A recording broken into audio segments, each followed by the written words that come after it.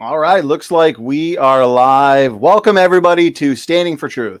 I am your host, Donnie, and tonight is the night you have all been waiting for.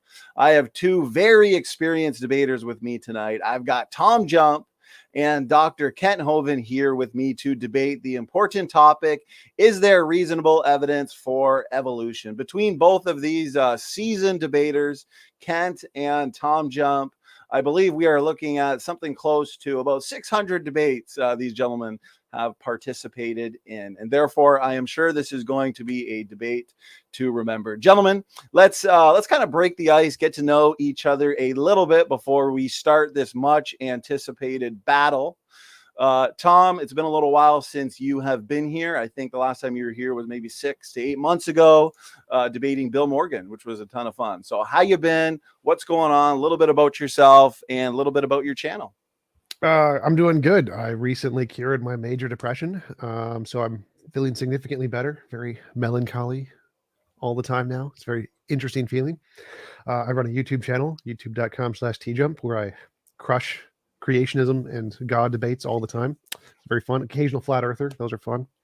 I sell bathtubs. I have a engraved bathtub from Standing for Truth. He's got one of mine in his abode. It's great. He's got the gold laden one. It's perfect. I've debated Kent 3 or 4 times. We've known each other for quite a while now. I do this full time. It's my job. Please give me money. Thank you. I'm starting an atheist church, working on trying to create a church that actually helps people. Our goal is to decrease the cost of living for as many people as much as possible, as opposed to what most churches do.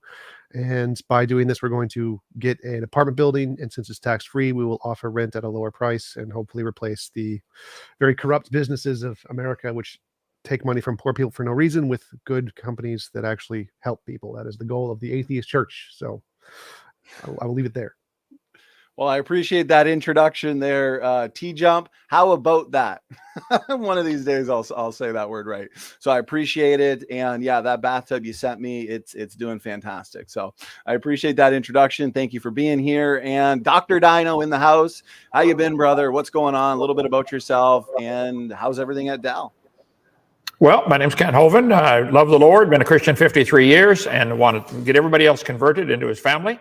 God's been very good. Some of God's kids drive me crazy, but God is good. And we're building a creation ministry in Lenox, Alabama, Dinosaur Adventureland. We get visitors from all over the world. It's all free. Come on down. We have a science center, 12,000 square feet of cool science experiments you can do. We have 20 cabins. People stay for free. And after a couple of days, we give them a hammer, put them to work. The whole place has been built that way. It's been amazing. We have 140 acres and 16 lakes for fishing, and we love it here out in Lenox, Alabama. Population 35. So come on down and see our place. And I do a YouTube channel, Kent Hovind Official, and on Dinosaur Adventureland, run about on a bunch of other platforms too. I believe the Bible is true and evolution is stupid and dangerous. All right, I appreciate that introduction, Dr. Hovind. Again, gentlemen, thank you so much for giving us your time for this heroic debate. So I'm going to go over the format real quick for the audience's sake. We are going to be having a formal professional debate tonight. We're going to be starting with 10-minute opening statements and then a 6-minute uninterrupted rebuttal. Then we're going to have roughly a 30-minute open discussion where Kent and TJump are discussing the topic, focusing on one topic at a time and keeping it as equally timed as possible. Then we are going to have 5-minute closing statements. And then this is where we get you guys in the audience involved. We're going to have an audience Q&A. So please make sure you are tagging me at Standing for Truth with your questions, and that way I won't miss them. Okay, that being said, let's get right into the fun. TJump, we're going to hand it over to you, my good man, for your 10-minute opening statement. Awesome. So to get started, we're asking, is evolution a good scientific hypothesis? And to know that, we need to know what a good scientific hypothesis is. And in science, what the goal of science is to provide a method to differentiate imagination from reality. When we see something, it may just be a figment of our imagination, or it may be something that's actually there. Or when we come up with any idea, like a god or whatever, it may be it really exists, or maybe it's a figment of our imagination. We need some way to differentiate between the two. And the way science does this is novel, testable predictions. That means predicting the future, stuff we don't know yet.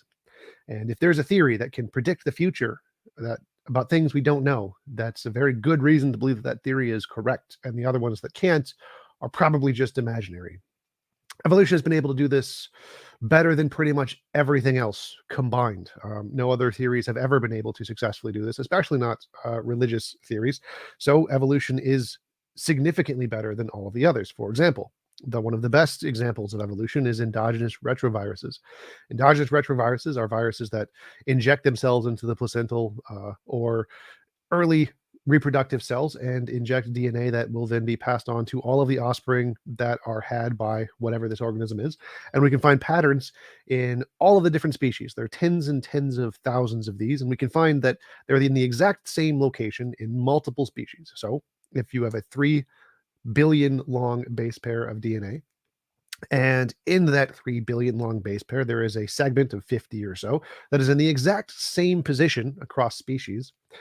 The only ways this could happen would be one, random chance. So if the retrovirus decided to inject itself at the exact same point in all the different species randomly, or they come from a common ancestor where the retrovirus injected itself into the common ancestor, and then as it reproduced and evolved into different species, the pattern in the DNA was copied, as all DNA is, and it shared the same position in all these different species.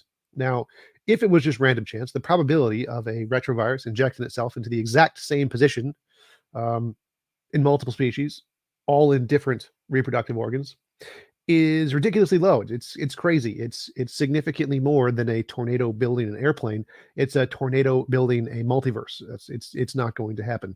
So the more plausible explanation here is that evolution actually took place, and a retrovirus injected the placenta of a early organism, and that early organism continued to reproduce and evolve into multiple different species, and each of those species share the retrovirus. Now, it gets more complicated than this because there's a lot more than one retrovirus. There are tens of thousands of these, and so the probabilities explode exponentially. So this is not plausible to have happened by chance. And if a designer did it, the designer is a moron, because many of these retroviruses have no or a degrading function to them. So if you deliberately put him in all these species, he's an idiot. So that theory is a bad explanation. More importantly, this was predicted by evolution. We expected to see these in evolution. We would not expect to see these in the design hypothesis. Therefore, the design hypothesis does not make this prediction. Evolution does make this prediction. That is only one of many.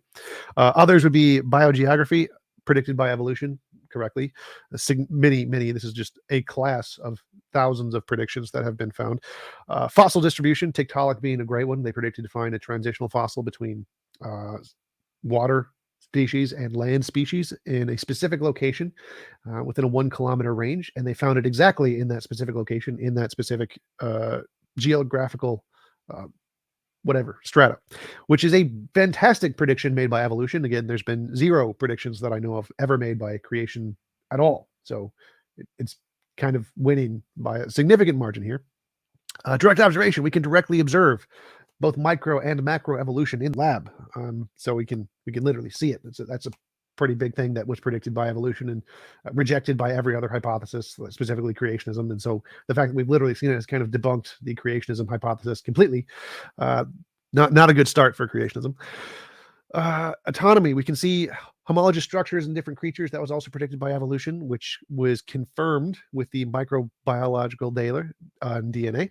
So all of these are testable predictions that have been confirmed by evolution.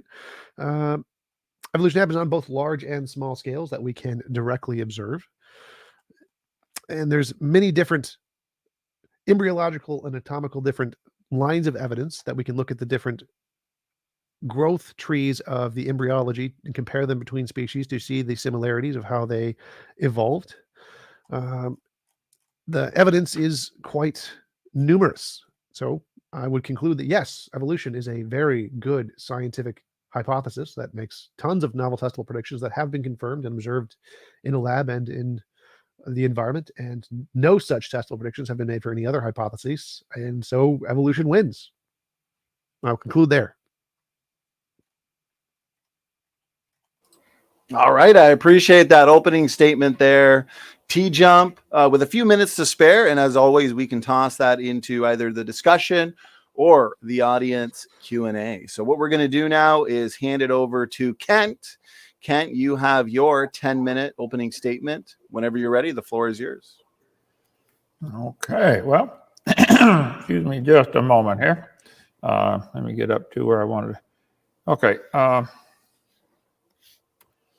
would have to agree with Tom on at least one thing. Science is things we can observe, study, test, demonstrate, etc.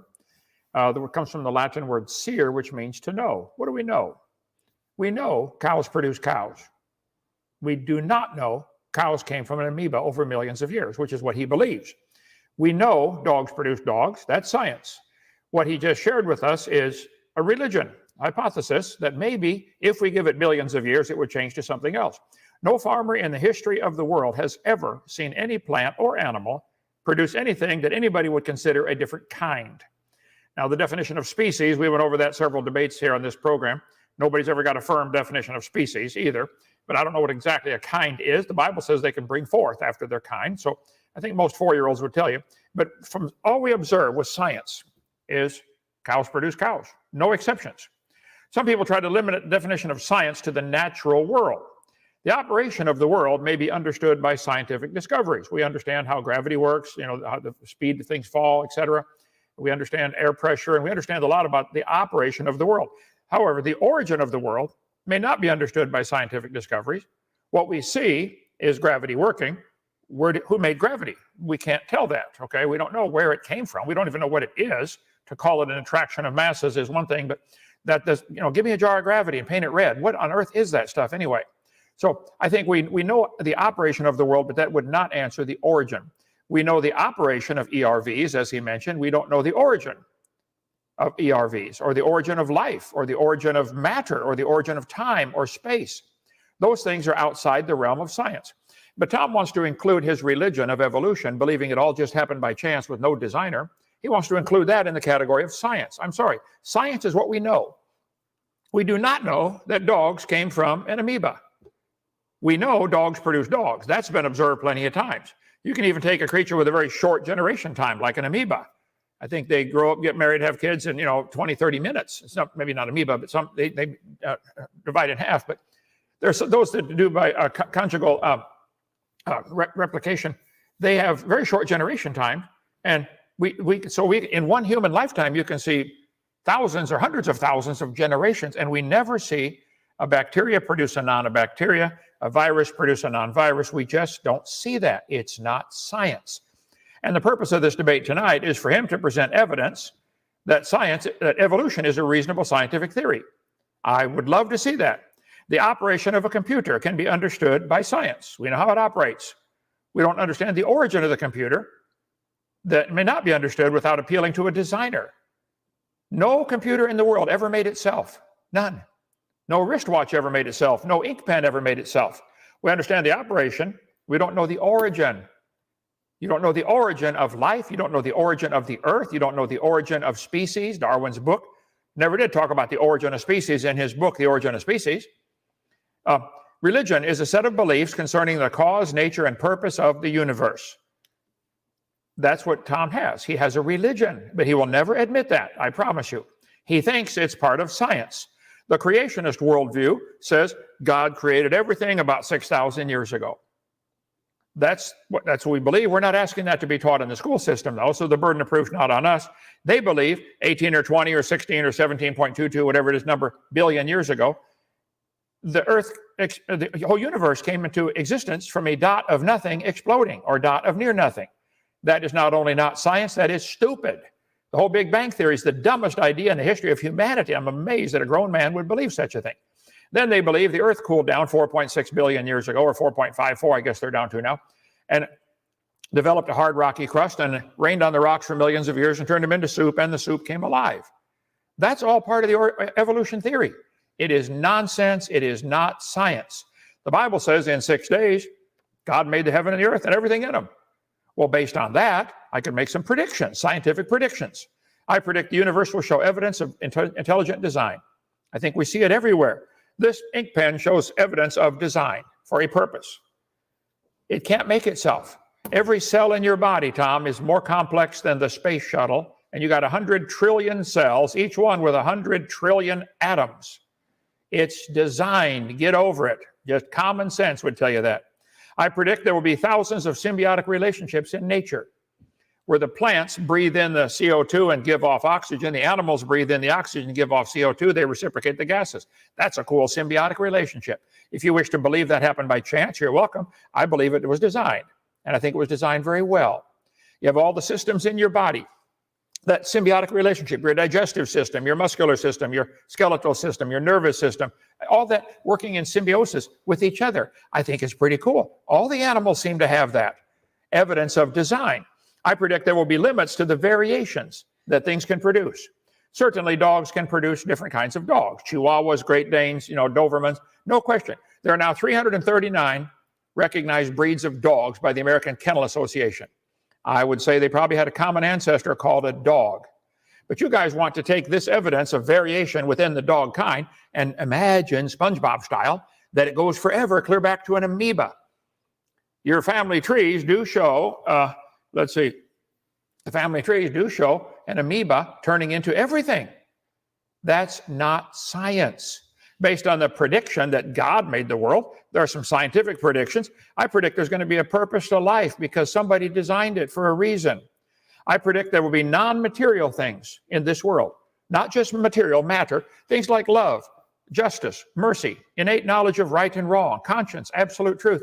Where do those things come from? Where does love come from in an evolutionary, materialistic world? If you're nothing but animated meat, pure matter, well then, how do you get these imaginary things? And if your brain is nothing but chemicals that got together by chance, how could you trust your own thinking? How can you trust your thoughts and your reasoning process? And how on earth do you tell right from wrong if evolution is true?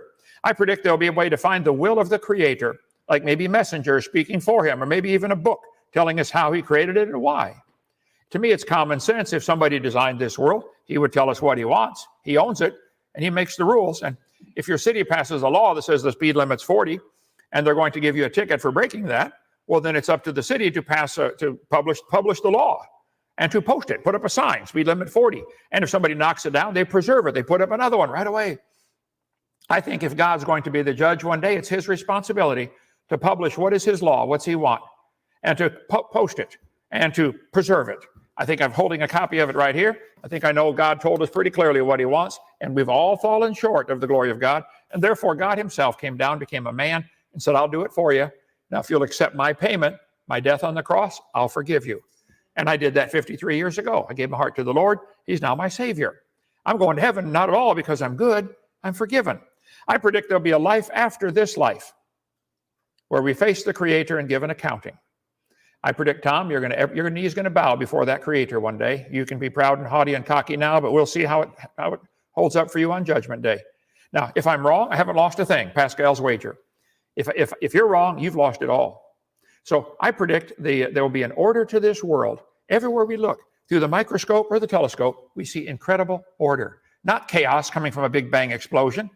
We see the galaxies moving around, the dancing around of the stars, and the planets in perfect orbits around the Earth. The Earth at just the right distance in the Goldilocks zone, spinning at just the right speed, just the right amount of gravity.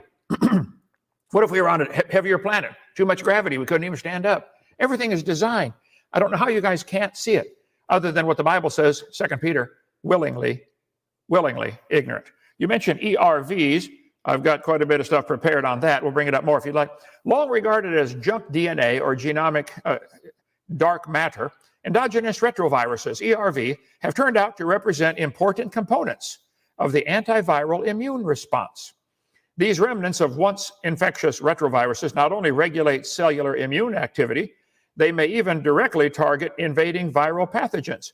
So if the ERVs are in the same position on all the genes, that could very well be an intelligent design. I think you'll find a whole lot of cars for many years had the engines in the front. Yeah, that's a good design. And they had round wheels. That's a good design, better than the square ones.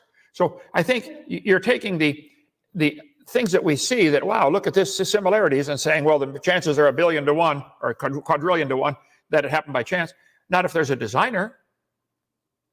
I predict if we go to the Ford Motor Company and look at the pickup trucks they're building, you'll find all the engines in the front. That's a good design. That's all. So you're seeing the same thing I'm seeing and completely misinterpreting what it means. ERVs are evidence of design. They're part of the development before the embryo is even implanted in the uterus. In this gem, we summarize mechanisms by which retroviral fossils protect us from viral infections. One focus will be on recent advances in the role of ERVs as regulators of antiviral gene expression. 30 Scientists seconds. identify new beneficial function of endogenous retroviruses. They have a beneficial function in the body's immune defense against common bacterial and viral pathogens. You can read all about it. You guys are so desperate for any evidence for your theory, you're now jumping on ERVs. You gave up on the rest of them, homology and gill slits and all that stuff. Bring those up. I'd love to talk about that. Anyway, I think there's no evidence for evolution. It's the dumbest idea in the world. Go ahead. Okay, thank you, Dr. Dino, for your opening statement. I appreciate the opening statements from the both of you. Great chat already. We are close to 300 people, and I see questions flying in, so I appreciate it. As always, we're going to have a solid audience Q&A. Just make sure you're tagging me again at Standing for Truth. Okay, so we are now in the rebuttal portion of the debate. We're going to hand it back to TJump. Tom, you have 6 minutes on the clock. Whenever you're ready, floor is yours. Sure. So Kent said science can't know things. I don't think Kent knows what knowledge is. Knowledge is a justified true belief. So if you can have a belief that evolution happened, and you have a justification, which is the evidence evolution happened, and the novel testable predictions, which have been confirmed, the tens of thousands of them, that is a justified true belief. That's knowledge. So yes, we can have knowledge that dogs came from amoebas because we have a justification, which is all the evidence. We have a belief, and the belief is true. That's what knowledge is. So yes, we do have knowledge. I don't know. Maybe Kent has some different definition of knowledge than all of the philosophy textbooks. He said the origin of space, time, and matter. That's the Big Bang. We can know that. That also makes novel testable predictions, which have been confirmed through the Large Hadron Collider, through the LIGO experiment, to observations in the cosmic microwave background. Yeah, those are all predicted by science and not religion. So science has all the evidence to explain those things. It's only reasonable to believe the thing that has the evidence, and it's unreasonable to believe the thing that doesn't have evidence and is just making stuff up. So yes, that one we can know that one too. He said religion is a hypothesis of the causes, nature, and origin of the universe. That's not the definition I'm aware of. That's cosmology. I don't know what he's talking about here. Religion, as defined by the dictionary, is a belief in worship of a supernatural controlling power, especially a personal god or gods. I must have missed this part in the evolution. I don't see any supernatural, no controlling power, no god or gods. I have missed it. I don't see this. I don't see it. I want to make an atheist church. I want to make an atheist religion. I plan to do this. Evolution isn't one though. I don't get it. I think maybe there's some different special creationist dictionary I must got to buy from some place to find out all these new words that Kent is teaching me. Next, Big Bang is the dumbest idea. Well, I mean, that's interesting. I don't know. I don't think it really compares to a talking snake, a talking donkey, and a god who sent bears to maul 40 children for making fun of a bald guy. I don't know. That seems a little more ridiculous, but maybe that's just my opinion. I don't know. Maybe. Who knows? Kent's predictions are quite interesting because they're not really predictions. He said that there's evidence of design, but he didn't present any evidence of design. He presented an argument from ignorance. He can't understand how complex things form. Therefore, complexity equals design. That's called an argument from ignorance fallacy. That's literally the opposite of evidence. That's a fallacious argument. He said he predicts symbiotic relationships. Well, Kent, that's not a prediction if you literally see it. To predict it, you have to not know something, and then you have to make a prediction, and then you have to see the thing. If you already see the thing, and then you just say, I predict I see that thing, that's called a post hoc, not a prediction, a post-diction. So that's not a prediction. You're just explaining things we already see. Anybody can do that. It's called post-diction. That's why it's not actually evidence. That's why doesn't support your position. He said there's limits to variation. That's great. That's good. What are these limits? Which part of the DNA thing can't be changed? Because as far as I know, every part of the 3 billion long base pair can be changed just fine, and it happens all the time. Doesn't seem like there's any limits to mutation here. Like I'm missing the limits here. Which parts of the DNA can't be changed? He said that there are non-material things. That would be great. Like evidence of non-material things, phenomenal evidence. I don't see any. Purpose of life? Do you have any evidence? Can we give any novel predictions of the purpose of life? No. Consciousness? Yes, that exists. It's material. It's the consensus in neurology, psychology, cognitive science, philosophy of mind, all physical. So not non-physical. Love, all evolution explains love. Absolute truth, that just means sentences correspond to reality. There's no non-physical thing in absolute truth. It just means A equals A. Does that describe reality? Yes. Okay, we have absolute truth. No non-physical things required. Innate knowledge, like the cuckoo bird has innate knowledge that it doesn't like eggs, and so when it hatches, it immediately pushes out all the eggs. That's from biology, because biology gives your brain certain tendencies of things it likes and doesn't like. No non-physical things required there.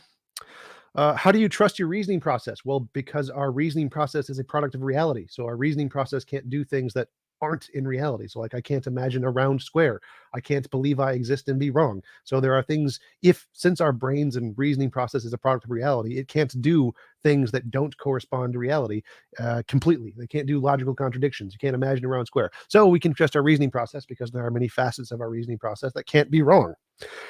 God's morality. Well, that's funny because God drowned millions of babies in the global flood. And again, I love 2 Kings 2:24, favorite quote. Some kids made fun of a bald guy and God sent 2 bears to go maul the 40 kids. Perfect morality. Love it. Just the greatest model of morality ever I've heard in my entire life.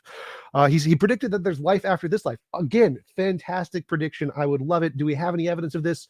No. So, I mean, it's just, you got to confirm. The prediction has to be confirmed to be evidence. You can't just make a prediction. Like, I can predict I'm going to win the lottery in 1,000,000 years, but until it happens, it's not actually evidence. You got to confirm the prediction. That would be a good one.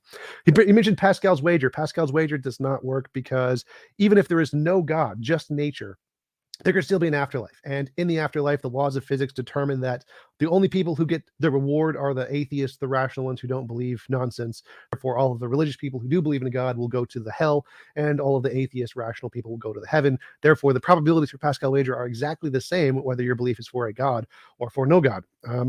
So Pascal's wager doesn't actually indicate anything, doesn't support anything. For ERVs, he mentioned ERVs. For ERVs to be evidence of design, it needs to be a prediction. You need to predict it before we know about it, which you didn't do. Evolution did that. You didn't do that. You just looked at it and then said, oh, here's some information. We're going to post hoc explain that information, which is a post-diction. So it's not evidence of creationism. You're just making stuff up to explain the data and fit it into your hypothesis, which literally anyone can do. Any hypothesis can do this. Scientists known this for 1,000,000 years. It was called post hoc rationalization, which is why it's not evidence. Anybody can just make up how their explanation explains the data. Why is the world round? Because a magic leprechaun made it round. Like, okay, is that evidence? No, but can you post hoc explain it? Sure, anybody can do that. So that's not evidence. So nothing can presented with evidence. You just post hoc rationalization, and evolution crushes that in every conceivable way. I will conclude there. Okay, Tom, thank you for that rebuttal. That was about 6.5 minutes. So to be fair, we will give Kent equal time. Kent, whenever you're ready, the floor is yours. You have roughly 6.5 minutes. All right. I don't know if anybody else feels like Tom's talking 10 times too fast to understand a single word he's saying. Anybody else feel that way? I got a couple words out of that. Tom, this debate tonight is supposed to be, where's the evidence for evolution? I still like to see you offer that. What is the we're not here to attack the Bible and some bald guy, saying he wants the lions to attack, bears to attack the kids. That's got nothing to do with it. Where's the evidence for evolution? Your religion is on trial tonight. You believe these charts like this, that an amoeba, a protozoa, or a single-celled creature turned to a human. This is the textbook example of what they're teaching, that a single-celled creature became everything. Here on this chart, they've got the humans, the bears, the elephants, the dinosaurs, the grass, the tomatoes. Everything came from a single-celled creature. This is what is being taught. This is my objection. This isn't science. This is a bunch of lines on paper connecting very different creatures. They have a shark and an octopus and a squid and a snail, and grass and roses and flowers and wheat and everything going back to a common ancestor. My question would be simple. Tom, do you believe these charts represent reality and science? Is this something we can know? Nobody's ever seen a shark produce a non-shark baby. Never have seen that. If you wish to believe they came from an amoeba, congratulations, you can believe whatever you want. But that's not science. Science is what we can observe and study and test. Show me which animal or plant you think has produced offspring that are different than its kind that would lead to the conclusion that everything has a common ancestor. They draw these lines on paper, the phylogenetic tree, and say, look at this. Animals, fungi, plants all have a common ancestor. That is religious belief. Nobody's ever seen a cow produce a non-cow or a dog produce a non-dog. It's not observable science. We can see a variety of bats. I think there are now 1,100 varieties of bats that have been classified. We can see varieties of elephants, two appear to be extinct, but the African, the Asian, the mammoth, the mastodon, they might have had a common ancestor. But everything inside this circle they drew with all the lines is religion. Nobody's ever seen an elephant produce a non-elephant, but they got the elephant connected back to, wow, the dolphin. Tom, do you believe an elephant and a mosquito have a common ancestor? I'll answer for you, yes, you do. And where is the evidence for that? That's not science. They say all the many forms of life on Earth today are descended from a common ancestor, which was a primitive unicellular organism. My objection is, this is what the kids are taught every day, and this is a religious belief. You have successfully invaded the school system and forced your religion down the throats of every kid who has to go, and everybody else has got to pay for this to be taught.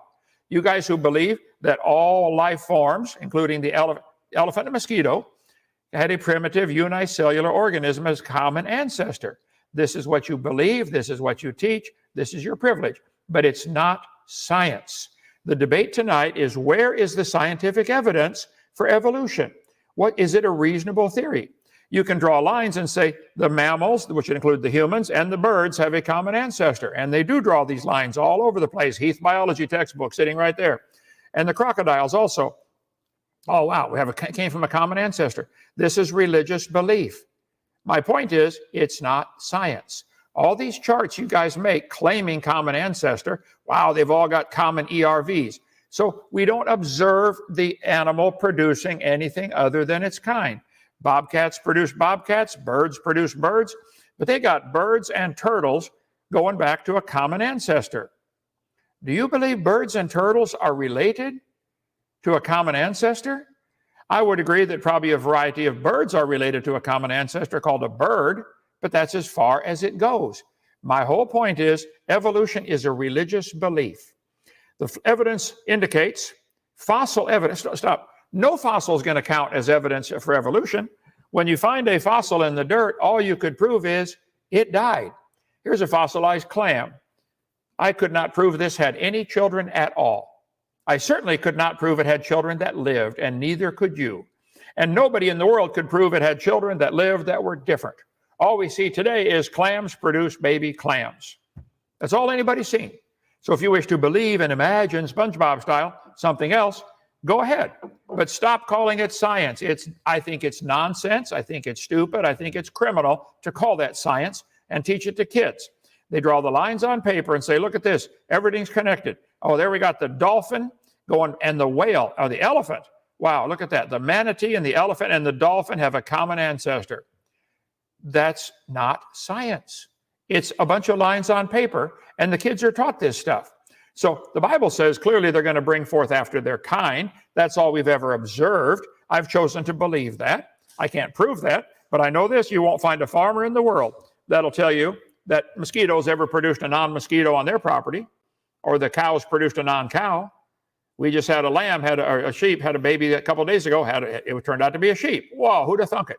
Our mule had a baby, our donkey turned out to be a baby donkey. Our chickens have babies all the time. They always are chickens.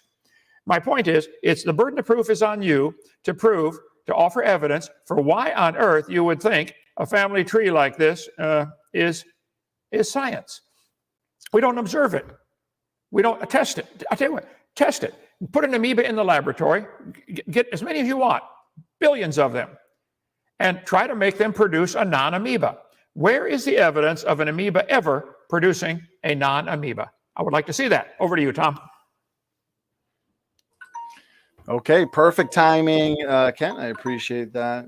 Let me shut the timer off. And gentlemen, that concludes the opening statements and the rebuttals. Great debate so far. Lots of great points to discuss here in the dialogue portion of the debate. Let's discuss one topic at a time as we do our best to remain on topic. Oh, just a second, a little bit of an echo. Okay, we're good now. Topic being, is there reasonable evidence for evolution? Okay, let's jump right into it. Dr. Dino just ended with his rebuttal. So Tom, let's allow you to start with the first point or first question. Go ahead, gentlemen.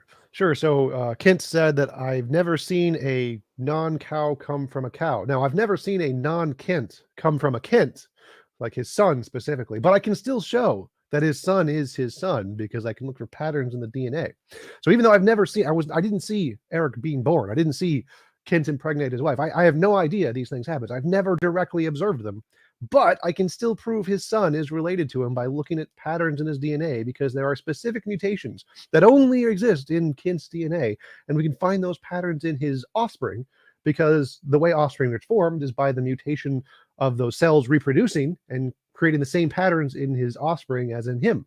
Now, luckily, the same process has happened throughout all life. And so we can see the same mutation patterns in different species and know they're related in the exact same way we can know Kent has a son. Even though we've never seen a non-Kent come from a Kent, we can still conclude that they're related because of evidence, novel testable predictions. It's the ERVs, the mutations in the DNA. So those things are the evidence, Kent. I don't need to directly see a non-cow come from a cow. I just need to look at its DNA. Just like if I want to know if Eric is your son, I don't need to see a non-Kent come from a Kent. I just need to see his DNA. Okay, let's hand it over to Kent. Equal time. Go ahead. Okay. Tom, are there any limits to how far this DNA can change? Is a man producing a boy child that grows up to be a man, is that evidence that an amoeba can turn to a whale? I think all we've ever seen is humans produce humans and whales produce whales. You wish to believe because we see changes in the DNA and the son is not exactly like the father. Sure, all the cows are not exactly like the mother, but they're still cows. All the birds are not exactly like the mother, but they're still birds. You are imagining and muddying the water here to make it where people say, oh, wow, maybe that's true. Sure, humans produce humans. Some have red hair, some have white hair, blonde hair, some have brown hair, some have black hair. They're still human. Where is the evidence of anything beyond a man producing a boy that turns up to be a man is not a change that's going to support your theory. So where's the evidence that is my son? Do you think the difference is between me and my son and then his son, and if I get a grandson or great-grandson out of them, do you think there'll ever be a time when they're non-human? Yes. You think there will be? Yes. Is that scientifically observable, or is that just a belief system you have? The evidence for that is scientifically observable, yes. Explain what you mean. What evidence would make let's just take a simpler organism like an amoeba. Because they've got a short generation time. What evidence would you have that an amoeba will ever eventually produce a non-amoeba? Do it in the lab. Where's the evidence? Well, so I can answer that the same way. What evidence do we have that a non-Kent or that a Kent will produce a non-Kent? Well, we look at the offspring of Kent and see, oh, look, there's a difference. There's a difference in the pattern in the DNA. It's a non-Kent was produced by a Kent.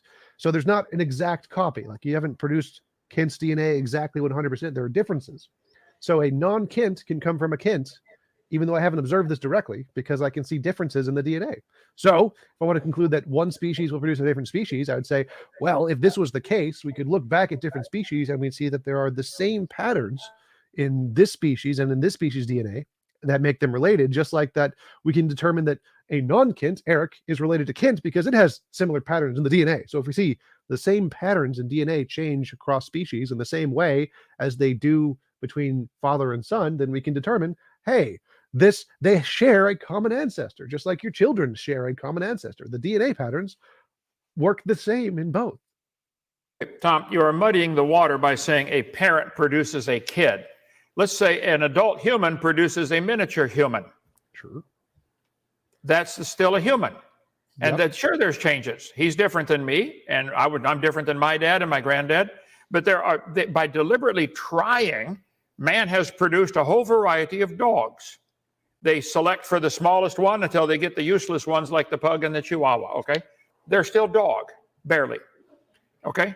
Is there any chance? Is there any chance all this selective breeding? Okay, they've gotten dogs now as small as a toy Chihuahua. Is there any possibility in a billion years they will ever get a dog as small as a flea? Sure, it's possible.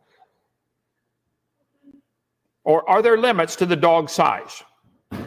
Yes, like it couldn't be smaller than an atom, obviously, because they're made of atoms. So there's definitely a size limit. Okay. If there's a size limit, we've now got the Great Dane, which is a pretty big dog. Do you think you'll ever crossbreed dogs and get a dog as big as an elephant? There are animals as big as an elephant, like an elephant. Yes, there are animals as big as an elephant, like an elephant. Yes, I agree. Oh, can they get a dog? Can they get a dog as big as an elephant through selective breeding? Probably yes. You think so? Okay. Yes. This is imagination. All experiments and observation says, hey, there's a limit. You might get a big dog, but the further you get away from just a normal dog, and the more you got to babysit them. Most of these would not survive in the wild. What's the limit? Turn the Chihuahuas loose out there. The squirrels would eat them. Okay. Well, what's the limit? You said there's a limit. Like, where is the limit? Like, I would say the limit of the size would be determined by how thick the bone mass can be before it collapses in on itself. So I'd say that since elephants can do it, then yes, we could probably produce bone structures that are similarly strong in dogs. Right. What man has observed in all of human history is everything we try to selectively breed for, whether it's sweeter apples or bigger apples or, apples that grow in cold climate or warm climate. They've got 1,100 varieties of apples that man has successfully created. They're all still apple, and most of them would not. If you take the dogs, if you turn all the dogs loose in the world into the woods, most would not survive. Natural selection would select the general. It would go back to the general average ordinary mutt. So my point is, you guys imagine these family trees, and it's not science. We see dogs produce varieties of dogs, and we see dead ends. We see big ones and little ones. Can't go any further. Ask anybody who breeds dogs. Like my wife has several members of her family and people, relatives, that do this for a living. They will tell you, yeah, there's a limit. It could be the dog, the wolf, and the coyote had a common ancestor, but you believe a dog and a banana have a common ancestor, don't you, Tom? Well, what's the limit? So yes, I believe dogs and bananas have a common ancestor, but you keep saying there's a limit. What's the limit? Because I don't see a limit. Dogs are still getting bigger. Where's the limit? Well, I guess we'd have to go by what we observe, which is called science. We observe there's a limit. You run into a stone wall. You can't get bigger than a Great Dane. You can't get smaller than a toy Chihuahua. So maybe we've reached the limit. That's science. They do get bigger. They're getting bigger. What do you mean we can't get bigger? They are getting bigger. Oh, get one as big as an elephant then. Come on. Well, they get bigger in small amounts, but they are getting bigger. So we're getting there. Give us enough years, we'll get one that big. Through selective breeding, they've gotten as big as a Great Dane. Okay. Which can still get bigger, so we can get them bigger than that. You think they can get bigger? They are getting bigger. Show me. Where's every generation we get bigger ones. Like every year there's a new bigger one. You think they're still getting bigger? Every year they're getting bigger? Yes, like that's why the you believe that? Yes, that's what we have. We have competitions for like the largest animal or the tallest animal, and every year they get beaten by a different one because they keep getting bred to be bigger and stronger and faster. Like we have cows now that are just like 100% muscle to the point where they can't reproduce. So yeah, we've made them so big that they literally can't reproduce on their own anymore. Yes, they're still getting bigger. Stop and think what you just said. We reached a limit, didn't we? They can't reproduce anymore. Hello? But they're still getting bigger. They're continuing to get bigger. Not if they're not reproducing anymore. They're going to die. They can't. They have to reproduce babies. They don't live forever. They can't naturally. You're proving my point. Evolution doesn't work. So they can't naturally reproduce. We artificially reproduce them. Artificial insemination. They're still getting bigger. We're making them even bigger than they are now. Through artificial insemination. Yep. Isn't that going to kill the mommy cow if they get the sperm from the giant bull? There is a limit. You think they'll ever get a cow as big as an elephant? Yes, that's also possible. You think they'll ever get a cow as big as Texas? No. So there is a limit somewhere in there, right? Yeah, the laws of physics mean that atoms can't hold themselves together, but that has the nothing laws to of do physics with and all of genetics and all of observation says there's limits. 339 breeds of dogs. That's not the limit. That's not Texas. 339 breeds is not the size of Texas. So all of evolution is Yes, we agree in evolution there are limits. Like obviously you can't break the laws of physics. You can't make a dog that can travel faster than the speed of light. Okay. But we can have like amoebas go to dogs. That's simpler than creating a dog the size of Texas. So yes, we agree evolution. No, you can't make a dog the size of Texas because literally the atoms would not be able to hold themselves together. But you can make an amoeba into a dog because the only difference there is the pattern in the ATCG and the DNA, which is very easy to change, happens all the time. Okay, now wait a minute. You just said, 415, Alt-DV, 415. You just said we can get an amoeba into a dog, I believe is what you said. We could go back and play. We have. It's literally happened, and we have proof. Yes. Wait. You're saying we have turned an amoeba into a dog? Is that your statement? Evolution did. Yes, we can prove it. Yes. You can prove that? Yes. All we've ever seen is amoeba produce amoeba. I've never seen a non-Kent be produced by a Kent, but I can still prove it happened. I'd like to see how many science laboratories are there. Tell you what, I will give you $500 if you can get an amoeba to produce a non-amoeba. Well, if I could do that in a lab on my own, I'd win a Nobel Prize, which would give me $1 million. So that would be I could get a lot more than $500 for that. But again, I only need one lab here. Like I can show a non-Kent was produced by a Kent with one lab with just doing DNA testing. And I can show an amoeba went into a dog with the same DNA testing. It only takes one lab to do this. It's just basic evidence. They take a lot of labs. Okay, get all the labs in the world. They have these family trees like it's part of science. Let me go back up here. And they call this science. It's not science. To say an amoeba turned to a human or a protozoa turned to a human, all we've ever observed is protozoa produce protozoa, amoeba produce amoeba, humans produce humans.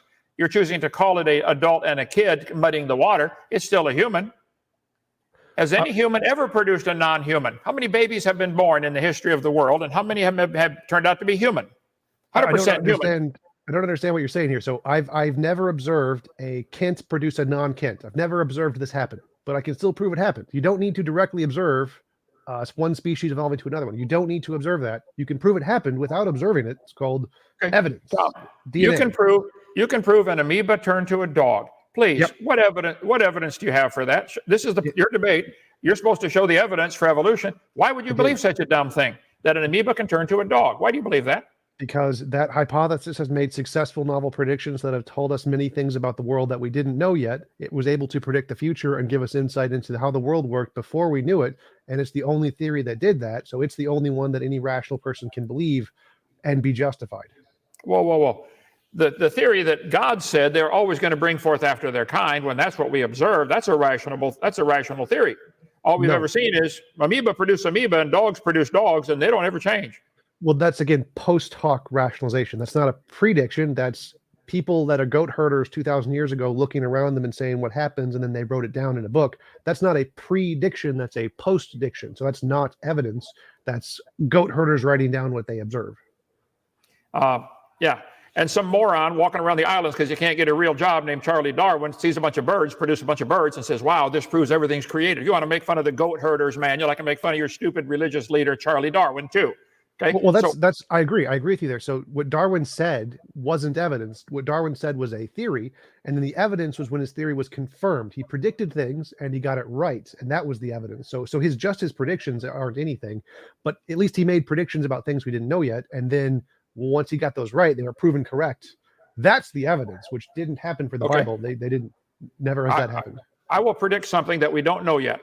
I will predict that if you start with a colony of amoeba in a laboratory and let them grow and develop and reproduce for 1,000 generations, I will predict it'll still be an amoeba.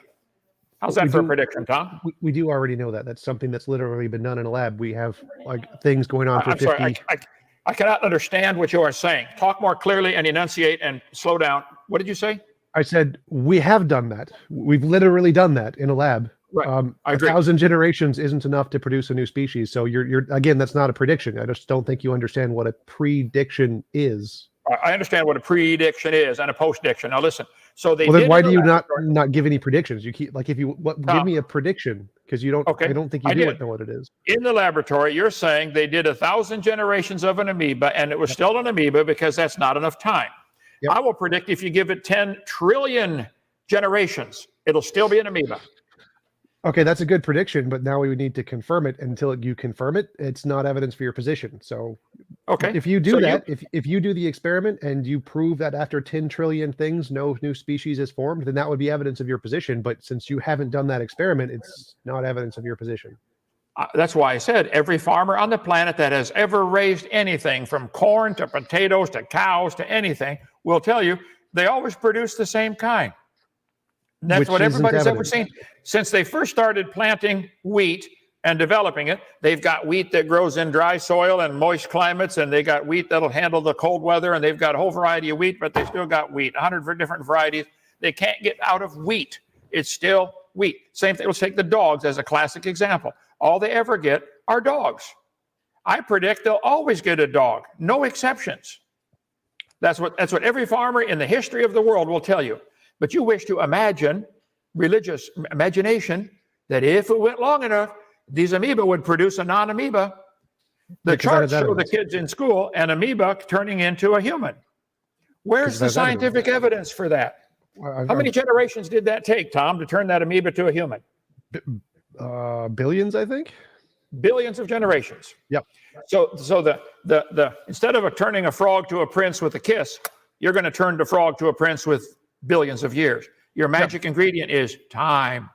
It's I got DNA. your formula. Let's see. Mutation in DNA, which we can again prove. So I don't understand the problem here.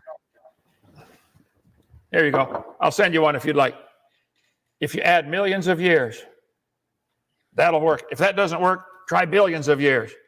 Tom, it doesn't work with trillions or quadrillions or quintillions or sextillions of years. It won't work. Yeah, it's not science. You believe it would happen. You imagine it might happen, but that's not science. Where's the scientific evidence that an amoeba turned to a human? Well, the kids are being taught that. Where's the science? I've already answered that many times, and I was correct with all of my answers before. But as you mentioned, the 1,000 experiments that we've done, the 1,000 generations of bacteria, we can measure the rate of genetic change in those things, and then we can plot out the rate and show, oh, look, if this rate continues over billions of years, yes, we can get dogs from amoebas. So yeah, we've literally proven that we can do that in exactly the time frame predicted by evolution. We don't need like billions. The planet's only 4.5 billion years old. I predict that cows can be trained to jump higher and higher if you work them out, put them in the gym, and make them lift weights, etc. And a cow can jump. Therefore, if we work hard enough, a cow can jump over the moon. That's what you are saying, Tom. No, it's not. Yes, all you I'm are. Saying. No. All we ever see is amoeba produce amoeba. Which I've already explained. I never see a Kent produce a non-Kent, but I can still prove it. Again, you keep being confused because you think you need to directly observe this. I mean, we can directly observe macroevolution in lab. We have done this, but you don't accept that. So it's not really, I can prove that too, but we don't need to. Like you keep saying, we haven't observed a non-cow come from a cow. Well, I haven't observed a non-Kent come from a Kent. I don't need to. Like we can prove it's true without directly observing it. So you saying we haven't directly observed it doesn't disprove anything. I can still prove it's true. I don't need to directly observe it. Science is what we observe, study, yes, test, like what I just said. Yes. Okay. In the lab, they've been raising amoeba and bacteria and all kinds of things for, let's say the history of really modern science goes back a few hundred years when they had microscopes the last 300 or 400 years to be able to do this kind of, even see these kind of things. So we've observed for a couple hundred years these bacteria or amoeba or protozoa in the laboratory, and they've done cultures on them, and they've raised who knows how many quadrillions of them. Have they ever gotten a protozoa, or let's take an amoeba, have they ever gotten an amoeba to produce a non-amoeba?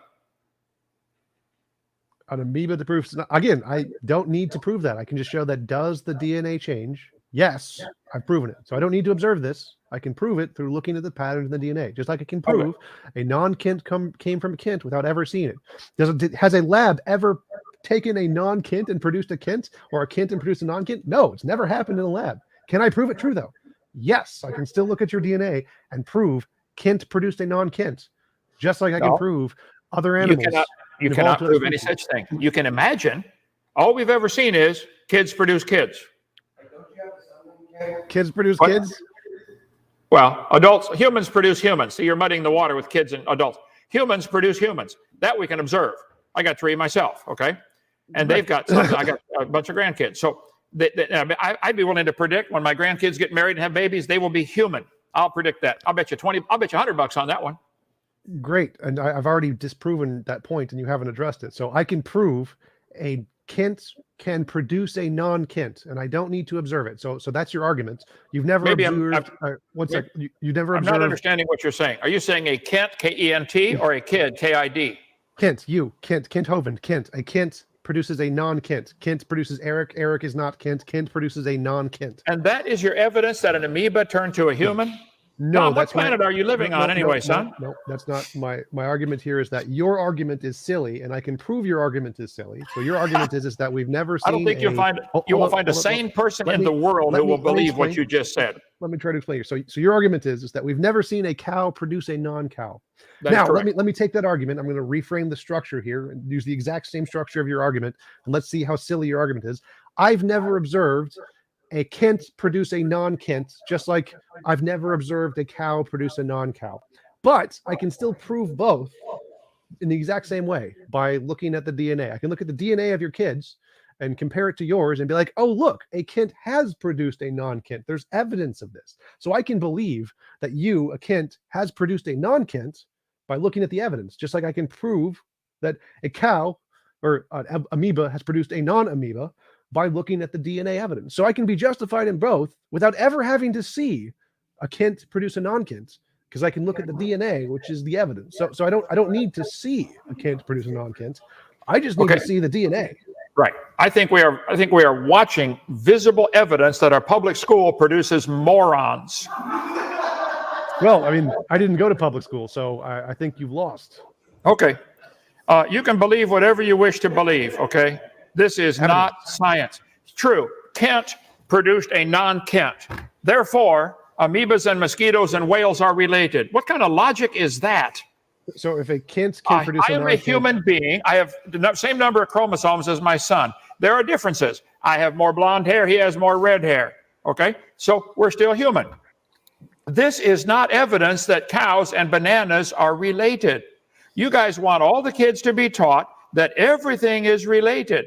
That's not science. It's an imagination. And you didn't offer evidence. Well, a Kent produced a non-Kent. Tom, that argument is stupid. Yes, I'm a human. I produced a human. It's very stupid because it's your argument, and I'm just mirroring it to show how stupid your argument is. Yes, I agree it's a stupid argument because it's yours.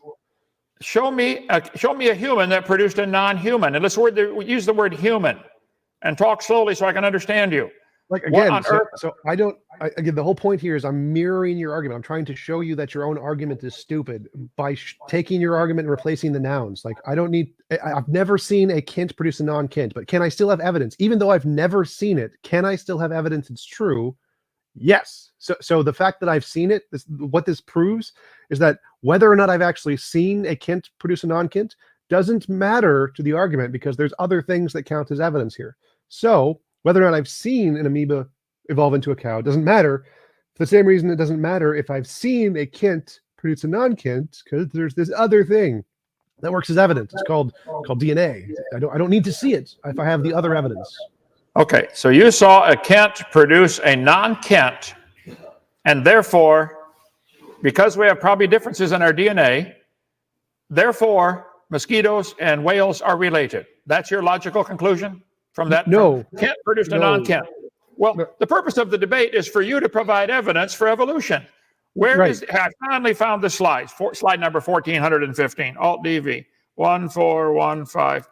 Okay, there are 50 varieties of what? Put my slides up. Put my slides up. Hey, wake up over there. There are 50 varieties of watermelons. I predict they had a common ancestor. I predict they will always produce watermelons. The Bible says they'll bring forth after their kind. There are 500 to maybe 1,000 varieties of mangoes. They probably had a common ancestor. They produced after their kind. 2,500 varieties of apples. They are always going to produce an apple. Okay? Always. How many wasps are there? 17,000 species of wasps. Wow.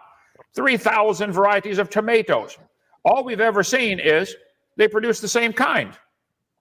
Where's the evidence of anything other than that? A Kent produced a non-Kent. Is that going to be your argument?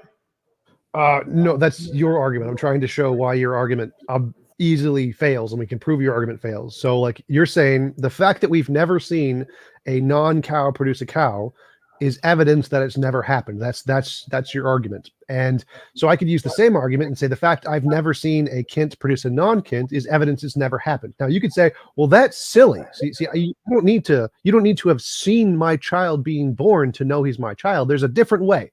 You don't need to see it. There's a different way to show this has happened. And that's with this thing called DNA. We can do ancestry tests and be like, oh, look, his DNA has the same mutations as your DNA, and so you're related. And since we can do the same thing with animals, we don't need to see it happen because it's happened over a long time frame. We can't literally see long time frames, but we can still know it happened in the exact same way we know that Eric is your son by comparing the DNA. So the whole point of the Kent and non-Kent thing is that we don't need to see it, Kent. I've disproven your argument. I don't know why you keep repeating that. Okay, now focus, Daniel-san. Listen carefully. There are 7,500 varieties of apples. I bet they have very similar DNA. There may be some differences in the DNA of the apples. I don't know. Actually, I don't care. But I'd be willing to bet they're always going to be an apple. So because there's differences in the DNA between the different kinds of apples, therefore, apples are related to pigs. That's your logic. No. So I'm saying that there are patterns in both the apples and the pigs that are the same, just like there's patterns between Eric and you that are the same. So the patterns in the separate species, both the pigs and the apples, is the same. Okay. They have the same ERV, same endogenous retroviruses in the exact same location, right. Same DNA. So we can know they're related in the same way we know all of your kids are related. So we know Eric and I don't know the other kid's name. They're both related to you because they have the same patterns at the same location, the same pattern in the DNA structure. So we know they came from the same parents. And we do the same thing with pigs and apples and amoebas. Okay. I will confess that my son and I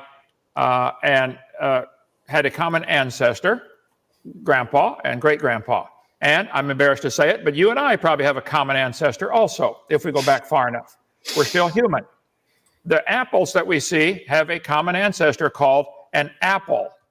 Sure, there's variations of the DNA. You might get red ones or green ones or yellow ones or big ones or little ones or sour ones or sweet ones, but they're always apple. There are 17,000 species of wasps. Might have had a common ancestor. That doesn't prove wasps are related to tomatoes. There might be DNA similarities. That could prove a common designer. That's a different argument. I don't know. All I know is all science has ever observed is tomatoes produce tomatoes. Farmers, they do it, and you get a new crop every year. Now with Kent producing Eric, that didn't take very long to produce him, but raising him took a long time. So that's a different story. So I think that we get a new generation time for tomatoes every year. Wow. So in one human lifetime, we could observe, 70 different generations. You couldn't do that with humans. So let's take something with a shorter time frame, like amoebas. Do you believe there's evidence that amoebas produced a non-amoeba? I know you do. You think an amoeba turned to a human, and you think they should put those charts in the school because they drew a line between the human going back to an amoeba. Amoebas have a real short generation time. One scientist in the laboratory could probably, in a 30-year lifespan, watch thousands of generations of amoeba. Where is the evidence that an amoeba ever produced a non-amoeba? Google it. Has an amoeba ever produced a non-amoeba? So far, no, but we're going to keep trying. Someday it'll happen. Okay, well, until then, it's not science. No, again, so I've already proved that wrong, like to the point where any child, it's like at least above 5, can understand this. You don't need to directly observe it to prove it happened. You can prove it happened in other ways. And so I've debunked your argument there, Ken. You've lost that point. Wait. It could happen another way. What other way is it? Where's the evidence of a watermelon producing a non-watermelon? They got itty-bitty ones the size of a grape. No, okay. I'll say it slower for you. So try to listen. No, not only slower, but use some common sense this time. Go ahead. Well, the problem is you didn't understand the words I said. I don't think you comprehended the sentence and the argument there. So the argument is that we don't need to directly observe it happening. There are other ways to prove it happened other than directly observing it.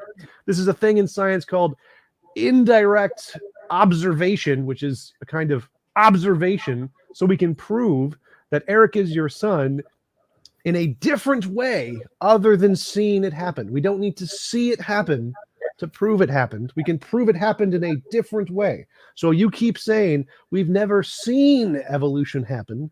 We have, Right. but that's a different topic. But that doesn't matter because we can prove it in other ways. We can look Correct. at the patterns in the DNA. So if we look There's at only the two patterns people who in the saw DNA, Eric get created. We closed the Right. door, okay? right? Yes, which Yeah. means I've never seen it. So I've never seen Eric being created. Right. But can I prove it? Can I prove it still happened? Sure. Okay. So How? what How- way? how do I what do way- that? The Bible says they bring forth after their kind. Wait, What way? Wait. Would I you asked you a prove- question. I had a question.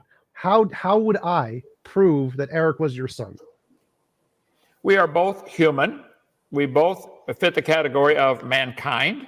How would you? I'd rather take it to divert it to something more common sense. How would you prove wasps and tomatoes are related? I had a question here. So this is a specific question. I'm asking you. Don't try to diverge. Don't try to avoid the crushing argument that's going to destroy your entire position. How would I prove that Eric is your son? Well, there could be DNA testing to prove Eric is my son. So, but I Bingo. never saw it happen. I never saw a Kent produce a non-Kent. It's never been done in a lab. No one in a lab has ever produced a Kent from a non-Kent. Therefore, it's a lie. Completely not evidence because it doesn't matter because I've never seen a Kent come from a non-Kent. Calm down, Tom. In any court of law, there are different types of evidence. There is direct evidence, there is indirect evidence, there is inference, and they have different weights that they carry in law. We could see probably the DNA code of all these different tomatoes have enough similarities that we could say maybe all the tomatoes had a common ancestor. That does not prove tomatoes and wasps have a common ancestor. You are wildly jumping to conclusions, trying to include your religious belief that everything had a common ancestor. Nobody designed it. You're wildly jumping to the conclusion to try to avoid the obvious that God said they bring forth after their kind. You don't like that. Okay, lump it. He said they bring forth after their kind. That's all we've ever seen. Kent Hovind, a human being, produced Eric Hovind, a human being, and he produced his kids, a human being. That's it. That's not proof we're related to apples. There is no direct or indirect, certainly no indirect direct evidence. You can imply this if you want. Wow, look at this. They're both eukaryotes. Wow. You know, apples and humans are both attracted by gravity. Oh, that proves they're related. That's the kind of dumb logic you evolutionists follow. This is insane. Where's the scientific evidence that everything is related, Tom? You're the one who believes this stuff. Do you believe you're related to an apple? Yes, I am related to apples. I believe it too. Congratulations, you've accepted evolution. I win the debate. Okay, let me let me jump in, guys. This has been a great debate. We've got over 420 people in the chat. Many calling this historical. So it's definitely been a ton of fun. The timer for the discussion went off about 5 minutes ago. So we had about a 35-minute discussion. I really just didn't know where to jump in. Great discussion and dialogue, guys. Let's move into some closing statements. Tom started off the discussion, so we'll let Dr. Kent end it. Tom, we're going to hand it over to you for a 5-minute concluding statement. Then Kent will give you a 5-minute concluding statement. Then we'll get into some audience questions. So, Tom, floor is yours. Go ahead. Yeah, so I mean, I think I demonstrated why Kent's argument doesn't work with his own words there. He's like, oh, you've never observed it happen in a lab. And I said, well, there's other ways to show evidence, and it's the DNA pattern. And then when I flipped his argument on him, so I've never seen in a lab a Kent produce a non-Kent. He admitted that there's this other kind of evidence that you don't literally need to see it happen if you have this other kind of evidence called DNA testing. So he admitted that we can discover this in other ways. We don't need to see it in a lab. So it kind of undermined his entire point, and he admitted it. And then just to put a cherry on top, he admitted that I'm related to apples, which proves evolution. So thank you. All right. I appreciate the closing statement there, Tom. Short and sweet. We also did just set a new record. We got 425 people live. The previous record was another debate with Kent on end times theology, where we had about 420 live. So great job keeping this a fun debate. So, Kent, we're going to hand it over to you, brother. 5-minute concluding statement whenever you are ready. All right. So by Tom's logic, if I observe him being a careless driver for 10 seconds, that proves he created every accident in the world. There are about 60 different kinds of oak trees in the United States. They might have had a common ancestor. 195 varieties of chickens, 8 kinds of bears, 50 varieties of watermelons, 7,500 varieties of apples. Okay, I accept the fact that there are variations of all these things. I think it's evidence they had a common creator, not a common ancestor, okay? 45 varieties of pumpkins, I accept that. 111 varieties of pine trees, okay? 12,000 varieties of grass. Whoa, okay? 150 species of roses and a bunch of hybrids. 60 species of rats. 1,000 species of sharks and rays. New species discovered every year. I agree with that. 60 species of eagles. I accept all that. That is science. Anything inside that circle is religion. It is not observable that eagles have a common ancestor with sharks. You can believe that if you want. I don't see how you can't see the idiocy of your logic. I accept the fact that cows can jump. They can be trained to jump higher if you work them out. Therefore, cows can jump over the moon if we wait long enough. This is your logic. I think evolution, as I stand my ground, evolution is the dumbest and most dangerous religious cult in the history of the world. You can believe you're related to an apple if you want. Do you eat them? Are you eating your relatives? Whoa. You believe you came from a rock, which is what evolution teaches. The earth cooled down, had a hard rocky crust. It rained on the rocks for millions of years, turned them into soup, and the soup came alive. Tom, do you drive on the highway and run over your ancestors? I think evolution has got to be the dumbest and most dangerous idea mankind has ever come up with. It's a desperate attempt to get away from the obvious fact God created the world. There's no other explanation. There's no other explanation than to say some human mind, some man created this ink pen. There isn't a good natural explanation to leave man out of the equation. There's no natural explanation to explain the salt shaker. Even though it's made of clay, which is right here in my gravel pit, you can't say this thing made itself. There is no naturalistic explanation within the clay to create the salt shaker. There's no natural explanation within the dirt to create man. Now, God can take the dirt and make man. Man can take the dirt and make pottery out of the clay. Man can take iron ore and make a car. But the iron ore can't make a car by itself. You guys want so badly to leave God out of the equation. Okay, we'll see how that works for you, Judgment Day. I did my best. I tried. Go ahead. Okay, I appreciate it. Dr. Dino, that concludes the closing statements. Again, fantastic debate, tons of fun. Time flies by. So let's get in about 15 to 20 minutes worth of audience questions. We have a ton here. So what we'll do, as we usually do, is whoever the question is for, we'll make sure they get the last word. Tom, let's say the question's for you. We'll let you respond. Kent can add in a few points. Then we give Tom the last word. Okay, so let's pick the first question that came in all the way at the beginning. And also, I want to thank everybody for their super chats and comments. Okay, here we go. So this first one comes in from Rebel Nazarene, and it looks like this question is for you, Tom. So Rebel asks, ask Tom, how can the law of entropy and evolution both be true? They are opposite phenomenon. Go ahead. They are not opposite phenomenon. Entropy is just a state that usable energy decreases over time. Evolution is an added set of organization, which does take energy, but as long as there's some other source emitting more energy than it takes to build the organization and evolution, then entropy is conserved because there's more energy being lost than gained. So the fact that we have this big thing called the sun, which emits tons and tons of energy, there's excess energy sent off by the sun then is required to produce the organization and evolution. Therefore, the net system of the solar system is still losing more energy than it's gaining, even though in certain pockets of it where heat and chemical interactions happen, there is some organization being gained. The overall amount of entropy is still decreasing or increasing because the amount of energy is being lost because the amount the sun is emitting is far more than the amount required to do evolution. It's very simple.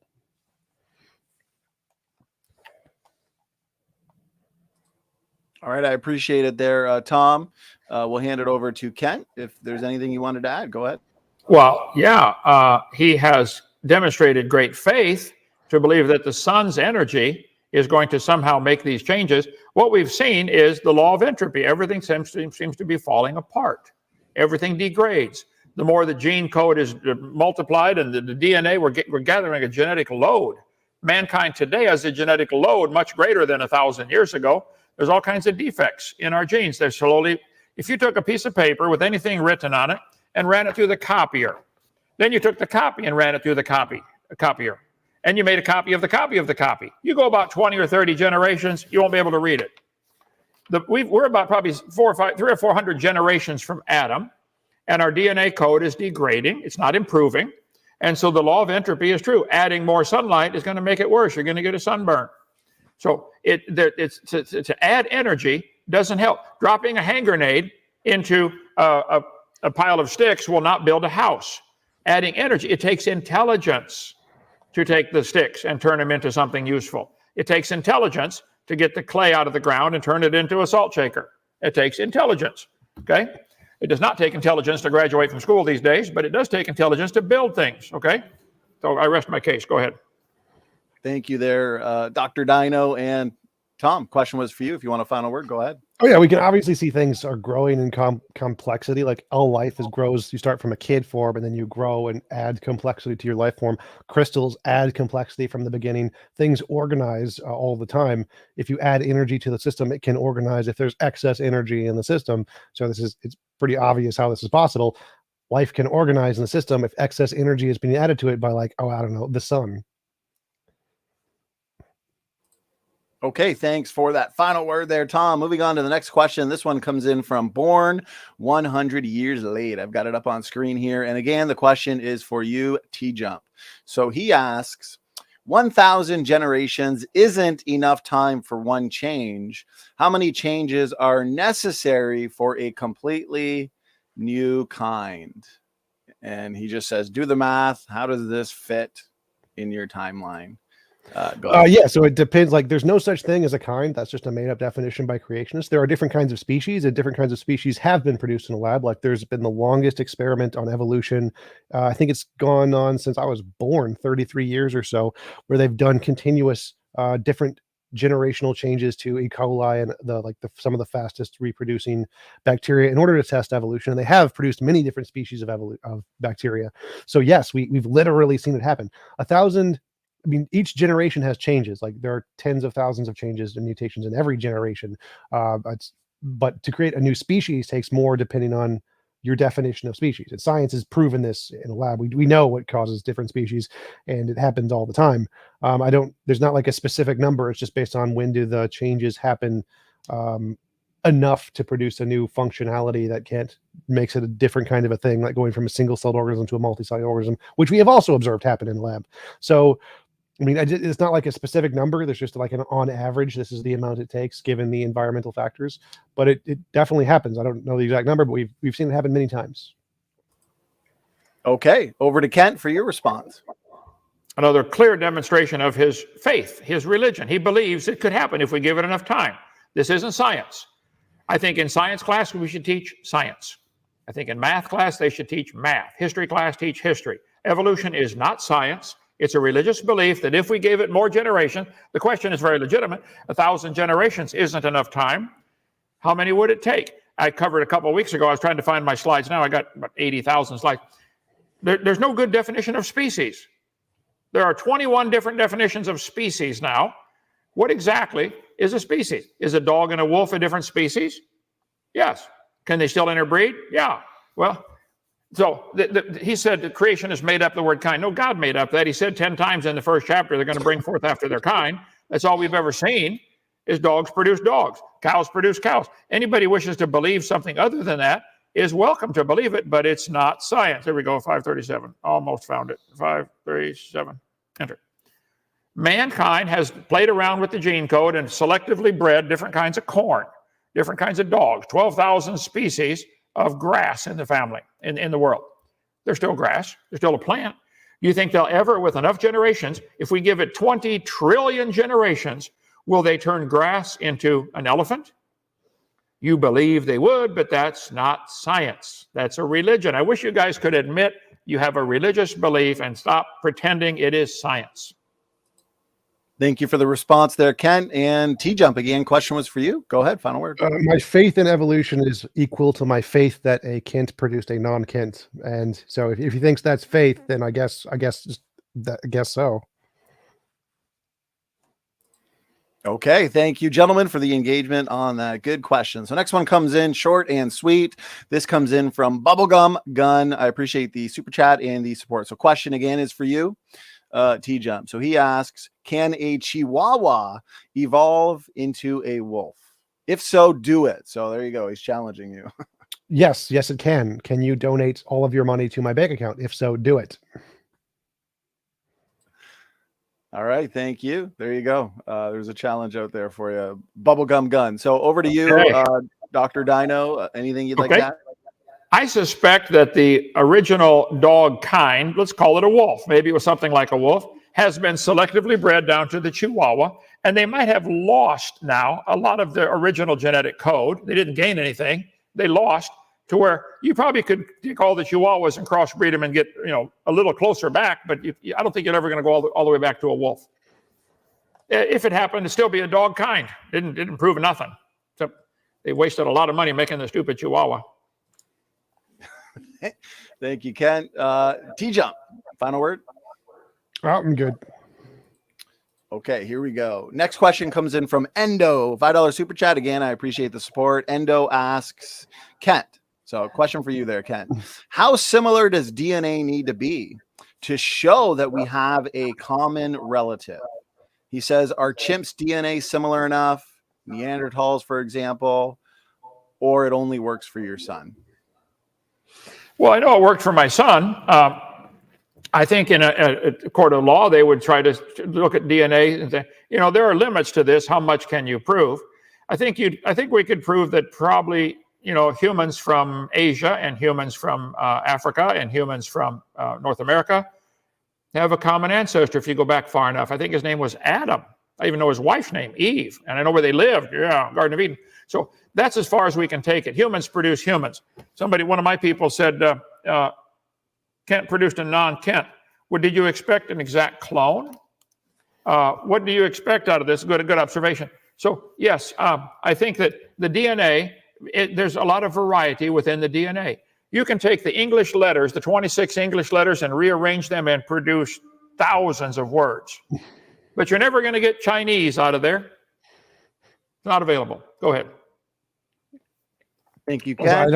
I don't think he answered the question. Like the question was, what is the limitation here? How would, in a court of law, if they look at your DNA and your son's DNA and say, yes, you're related, and they look at a chimpanzee DNA and a dolphin DNA, why would they not also say they're related? What point of the similarity in the DNA are they going to, is the court of law going to be like, nah, not related, even though they have the same patterns? Well, I'm in the middle of my library here with thousands of books. I think we could prove all of them have the same 26 letters of the alphabet for their code to write the book. Therefore, all these books have the same author. That's your logic. Look, they got the same 26 letters. Aha, proof of the same author. Of course, there are limits. Yes, you can rearrange the words of the 26 letters and get a lot of different words. That's the code everybody in English writes with, the same 26 letters. I bet we could find similar sentences in some of these books. So it's not proving a common ancestor. That's the code with which you write it. The fact that chimpanzees have a few similarities with humans doesn't prove common ancestry. Microsoft Word has a lot of identical lines of code to Microsoft PowerPoint. That doesn't prove they came from Morse code. That proves the same guys are reusing some of the code. So God used some of the code to make fingers in humans. And guess what? Chimpanzees have fingers. Wow, let's use the same code to tell the body to develop a finger. It doesn't prove ancestry. Same designer wrote the code. Chevy puts round tires on their trucks and on their cars. That's proof they came from a skateboard. All right, I appreciate the answers there and responses on a good question. Also, disclaimer to the audience, we got a lot of great super chats, and I appreciate that. But any super chat that comes with either an ad hom towards the debaters or even an off-topic question, I can't ask those. So I appreciate the support, but we're not going to ask those types of questions. So here's the next question. This one comes in from Redefine Living. This question is for... looks like it's for you there, Tom. So he asks, question, did evolution predict that endogenous retroviruses would have function before these specific functions were found? Yes. So function as defined by the ENCODE project is just any binding kind of thing. And so, yes, we predicted that the ERVs and pretty much every pattern in DNA would have a function and that it would bind to other molecules in DNA. They don't have any coding function. They don't code for anything, but they do have a function in the fact that they do bind with other molecules. So yes, that was predicted by evolution a long time ago. Okay, thank you, Tom, for the response. Kent, anything you wanted to add? I disagree completely. The evolution of religion was invented way before they ever heard of an ERV.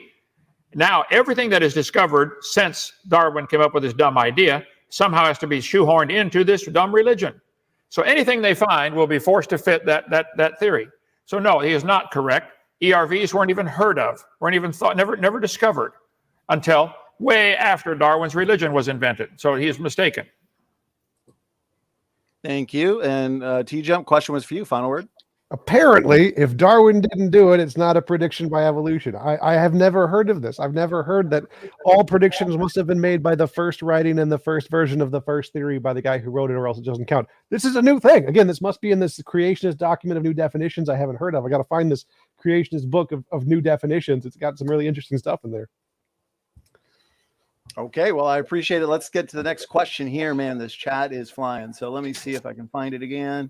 Actually, no, I got it up on screen here. So $10 super chat comes in from William Jacksonville, Jackson Y. I appreciate it. So question is for, I guess it's for you, TJump. So he says, Kent is a name of a human. So yes, he produces humans, but yes, he could name him Kent. So I don't know, I guess Kent producing. He's saying a Kent could produce a Kent rather than a non-Kent, which would be fine. I mean, because the whole point of my argument was that has a Kent ever produced a non-Kent, and do we have reason to believe it other than the fact we have never seen it? So even if Kent did produce a Kent, like an exact copy, or just named his kid Kent, that would still be evidence to my argument, because the argument is do we have evidence that Kent produced a non-Kent even though we haven't seen it? And the answer is yes, which means we also have evidence that an amoeba can produce a fish even though we haven't seen it. Okay. All right. Actually, yes, I did produce a Kent. My first son is named Kent. Okay. Then I produced a non-Kent named Eric. Then I produced a daughter. Whoa. Now what are we going to do? Gee whiz. They're very different. They're all human, Tom. Human. That doesn't prove we're related to mosquitoes. I still don't think you were following the argument there. I follow it. I think it's retarded. Go ahead. I don't think so. Okay. All right. You guys are making for a good debate. So here we go. I appreciate good question and good super chat. And thank you for the answer there, Dr. Hovind. So next one that comes in, now we got one for you, Tom. So good mix of questions, it looks like at this point. So this one is from Landon Freeman. So he asks, venom has allegedly evolved roughly 30 times independently. I think he's pointing to convergent evolution. How can a goalless, mindless process like evolution be so consistent, repeatedly reintroducing biological features? Because it's determined by the laws of physics, so they come up with similar patterns. And so if the environment is beneficial in the environment, then it will more likely evolve in something that's detrimental in the environment. And so because it's determined by physical patterns and structures, some things will more likely evolve than others. And so we'll see patterns like legs and lungs and eyes. Yes, the things that are beneficial will evolve more often. Okay, thank you. Over to you, Dr. Hovind. Wishful thinking. I think the venom and the method to inject it, like let's take a rattlesnake, for example. The whole system of injecting the venom that a rattlesnake puts in is a really complicated system. It has heat sensing organs that can it can sense the heat in the dark to find the prey, bite it, inject the venom. And it has to constantly reproducing this new venom.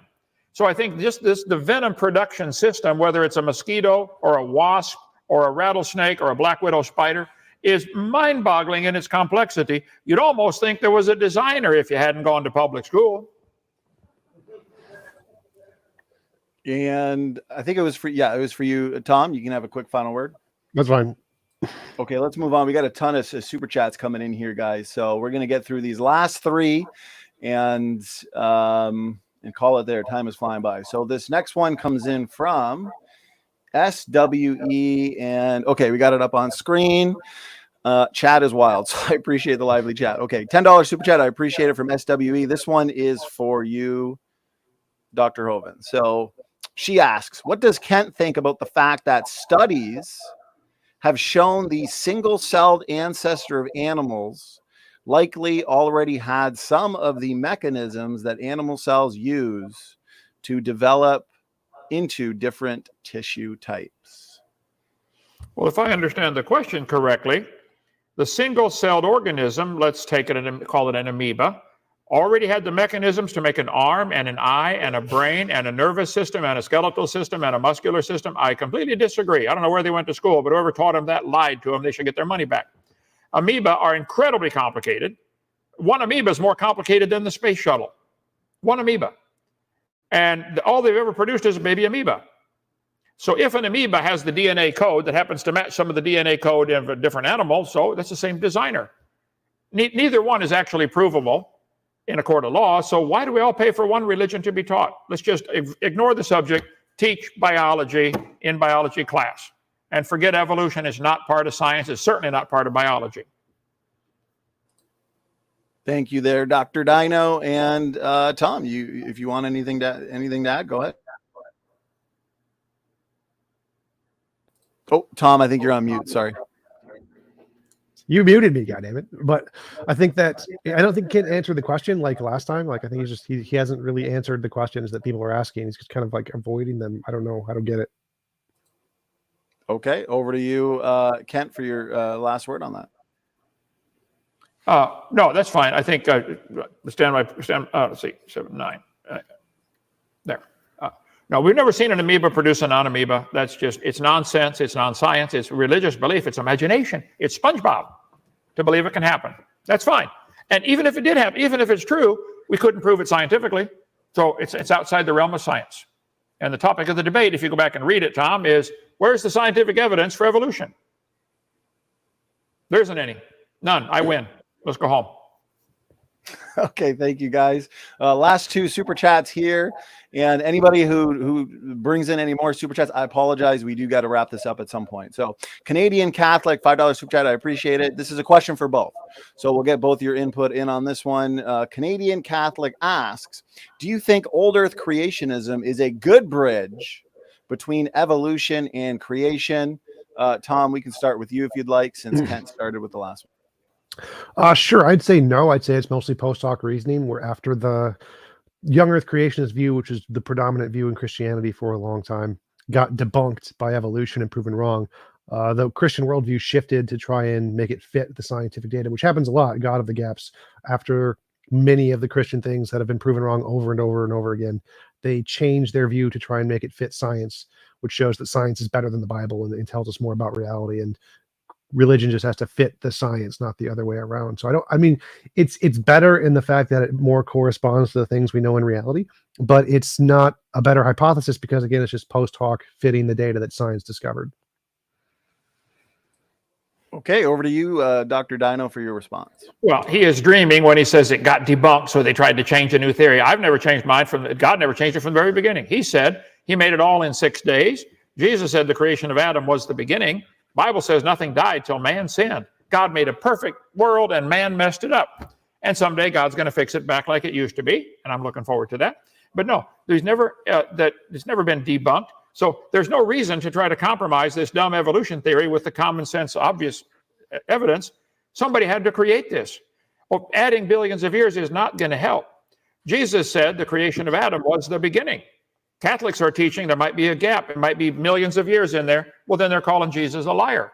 He said that was the beginning. The 10 Commandments, Exodus 20. God wrote it on a rock with his finger. In 6 days, the Lord made heaven and earth. They're calling God a liar. I completely disagree. There's no reason to try to compromise at all. 6,000 years is a long time. Plenty to put everything in that happened in the world, and especially when you include a big flood to make all the fossils and all the layers and all the canyons. One giant flood. The Bible says the scoffers in the last days would be ignorant of the creation and the flood. We got demonstrated here tonight, live on screen. Go ahead. Thank you for the response, Kent and Tom. Last super chat for the night that I can get to here comes in from Logan Missiak, $10. I appreciate the support. And this one is for you, TJump.